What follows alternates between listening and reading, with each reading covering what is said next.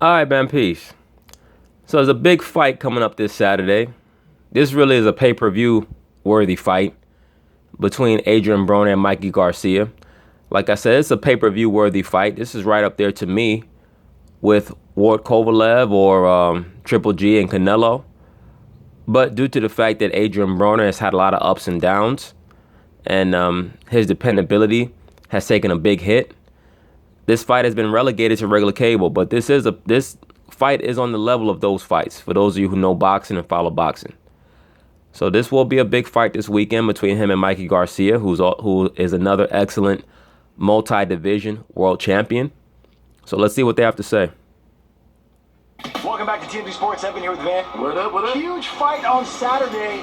Floyd Mayweather's coach, a guy who was like family to Floyd Mayweather, who's considered the next Floyd Mayweather, guy who actually lived with Floyd Mayweather. Well, at one time he was considered the next Floyd, about 5 years ago, but that's long gone. Too many flaws have come out, both in his style and in his personality, for him to ever be Floyd. He's nowhere near as focused as Floyd. When Floyd was his age, when Floyd was 27, Floyd was running, 8-9 miles at 3 o'clock in the morning, 2:30 in the morning. Adrian's not doing that. Adrian really only trains for the fight. But Adrian still has a chance to reclaim a lot of his career and go down as an all-time great. He's just not going to go down as Floyd Mayweather. But, most fighters are not. Adrian has some issues with his style. First off, his arms are too short. He has good feet, but he doesn't use them. And, he's too stationary. His head movement is lacking a lot. So it's going to be interesting to see if Mikey Garcia is going to be able to capitalize. Now, Mikey Garcia also has some issues that may show in the fight. He's a little chinny. When I say chinny, I mean, you can hurt him. You can wobble him. He's been wobbled before. He's never faced a fighter like an Adrien Broner with the speed, the reflexes, and the coordination. So it's going to be interesting to see. Mikey also has short arms. Whether Adrien Broner is stepping in the ring against Mikey Garcia, one of the most exciting guys in... Look at Adrien. Adrien like one of them microwavable bags of popcorn just blowing up around the midsection, about ready to pop. Guys in boxing, Broner versus Garcia live on Showtime on Saturday. It is a massive fight. It's a huge fight. Broner is a 4-division world champion. Mikey Garcia is a 3-division world champion. So these are two of the top rising stars in boxing, kind of putting it all on the line against each other. Well, so when it gets there, when you're talking about showmen, boxing, like entertaining fighters, Adrien Broner is about as entertaining as it gets. He's always doing crazy stuff. He's driving crazy cars. He's always at the club. He's dancing. He's talking trash. And he's got a lot to say to Mikey Garcia. Everyone is talking about this fight. People in sports, people in Hollywood, and one of our good friends who is one of the most powerful men in hip hop. What type of face is this nigga making right here? Like, oh boy, nigga looking a little moist. In music, in TV, in radio, Charlamagne the God, who's also a huge boxing fan, is joining us right now. Charlamagne, how you doing, man? Evan, Van, what's up, my people? What's happening? And Charlamagne was the real Charlamagne, meaning the Frankish king. He was a so-called black man, all right? I'll get to that, when I get to it. But he was a so-called black man as well. See, much when we got this huge fight going on. I know you're a big-time boxing enthusiast. So when you think about Adrien Broner getting back in the ring, how do you feel about that? I mean, I like Adrien Broner. I think he's very entertaining. I think he's very skilled. But the only thing holding Adrien Broner back is himself. Adrien Broner is going to be as good as he wants to be. Look, Adrien is not going to change. All right? So if people are waiting for Adrien to wake up one day and have the dedication of a Floyd Mayweather and the focus of a Ray Leonard and things like that, he's just not going to have that. All right? Adrien is this generation's Zab Judah. Great talent, but mentally lacking, focus lacking, and there's a certain level of fighter that he just can't beat. When Zab was fighting, there was a certain level of fighter that you knew Zab just wasn't going to be able to beat. He was going to make it entertaining, but he wasn't going to win. Because he didn't have that, he didn't have that, what they call that, that je ne sais quoi, that little extra something. He just didn't have it, When you get Zab in there with a Costa Zoo or Floyd Mayweather or a Miguel Cotto, he's going to lose. And same thing with AB. You have AB move up to 147 and fight certain fighters, a Sean Porter, a Marcos Maidana, guys who are just naturally bigger than him. He doesn't have the skill set to overcome that lack of size. He doesn't have the mental game to overcome that lack of size. That's what makes this fight so good, because AB has never lost a fight at 140 or lower. All right, everybody's acting like he's just going to be a stepping stone for Mikey, and he just may prove to be. But he's never lost a fight at 140 or lower. And Mikey Garcia, as we all know, if you follow boxing closely, has never lost a fight, period. So something's got to give in this fight. This is a huge test for both fighters. Mikey's gotten by, fighting at those little lightweight classes. You don't face a lot of black fighters down there. When you get up around 140, 135, 140, which is where Mikey's fighting now, 140, that's where you start to see the niggas. That's what we going to find out how good you really are. All right? You got AB at 140. You got Terrence Crawford at 140. We're going to find out. All right? And Mikey has a very good skill set, but we definitely going to find out what he can do. Basically, so if he takes the sport of boxing serious, and he's been training the right way, he's a formidable opponent for anybody. And I think Mikey Garcia is very focused, and like you said, he's up and coming. It's gonna be a tough one on Saturday, man. My heart is rooting for Adrien Broner. I would love to see Adrien Broner get on the right track and win this fight, but I think Mikey Garcia is probably gonna win. Okay, so basically, I got that from you. You're going for Adrien Broner because he's black. Way to go, Charlamagne. So-called black people are the only ones placed under scrutiny for rooting for other so-called blacks. One would assume that most so-called Mexicans are rooting for Mikey Garcia, right? Not to make a so-called stereotypical assumption, but, one would assume that. But due to the fact, once again, that so-called blacks don't have a culture and they're recognized as not having a culture, that's where the scrutiny comes from. Because if it was a Nigerian fighter, and Charlamagne was Nigerian, then nobody would really have a problem with it. That's how you know it's a cultural thing. It's not even really a color thing. In regards to the scrutiny behind why people are always so worried about who so-called black people support and who they root for. All right? They don't want you to get your culture back. They don't want you to understand culture, because then you go back into rulership. All right? But in order to go back into rulership, the current rulers must fall. There's not going to be a peaceful transition. All right. So all that picketing and that protest and that shit is never going to be relevant. There will not be a peaceful transition. There is never a peaceful transition in a change of rulership. All right. That's one of the first things you have to understand when you have a ruling class mentality. So that's why I tell a lot of these so-called pro-blacks in the comments, if you're really about that, quit your job, find out where Kaepernick is and fly out to where he's at and help him out. But we all know your bitch ass ain't gonna do that, all right? You're just gonna keep clickety-clacking on the keyboard talking shit. Now. You're right. You're absolutely right. No, you're right. I'm glad you said it for me. And I guess that God wanted that to be out there. I'm rooting for Adrien Broner because he's black, okay? Right now, I'm rooting for everything black. Can I ask you guys a question? We've seen Adrien Broner with money before. He goes out, he goes crazy, he spends a lot of money, does crazy stuff. Are you concerned that if he wins this fight and he gets super rich again, that Adrien's just going to go off the deep end? Well, I mean, Adrien Broner, as you can see in that last little portion with him dancing with the champagne bottle, Adrien Broner is like a lot of people who go a little too hard and go a little too extra with the celebrating. It's to hide the fact that they're depressed. All right. A lot of these so-called extroverted people, a lot of these people who claim to be, I'm a people person.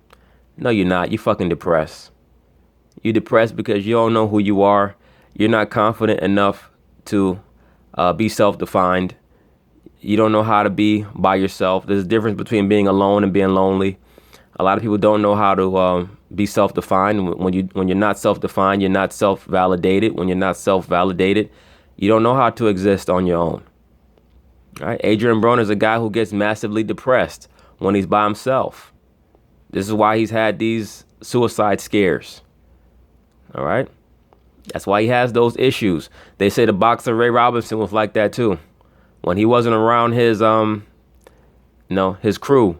Matter of fact, Ray Robinson is the athlete who they coined the term entourage for. He was the one who coined that term, or who they applied that term to first in regards to athletes. He was the first professional athlete to have what was known as an entourage.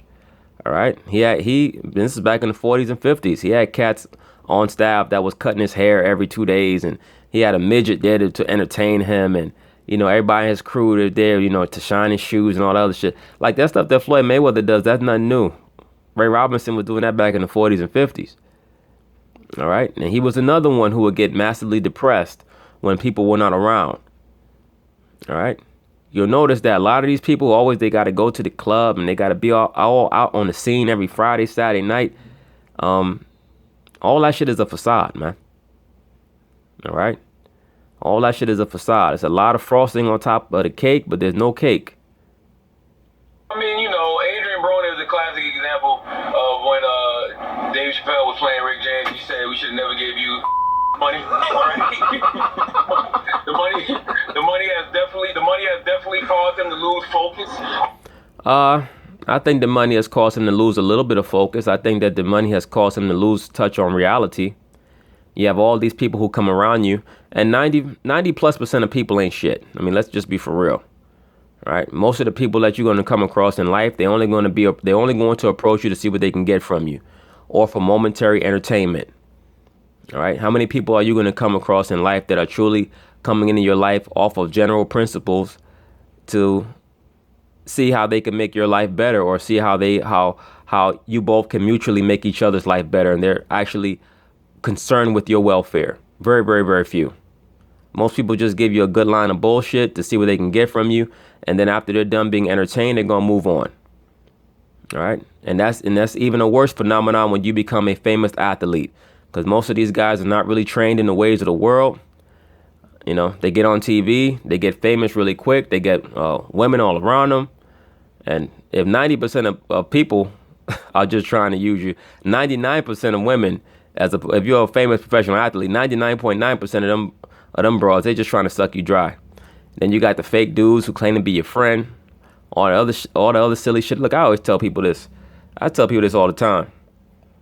Motherfucker talk about, oh, I love you, man. Okay. All right. Will you take a bullet for me? If you don't take no bullet from me, you don't love me. So don't use that word if you don't mean it. All right? Let's cut the bullshit out. I think right now Adrian's not even fighting for money. When we talked to him last on the Breakfast Club, he seemed like he wants that reputation as a great boxer again. Like, I didn't feel materialistic about billions, Adrien Broner, last time we spoke to him. Now, Broner he was dope at 135. He was dope at 140. He moved up to 147. He's coming back down to 140. Mikey Garcia is going up to 140.